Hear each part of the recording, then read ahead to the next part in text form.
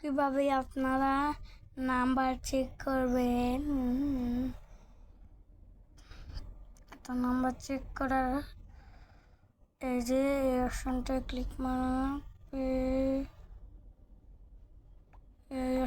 Click মারার পর আমাদের নাম্বার সার্চ বাক্সে যাওয়া লাগবে। পরে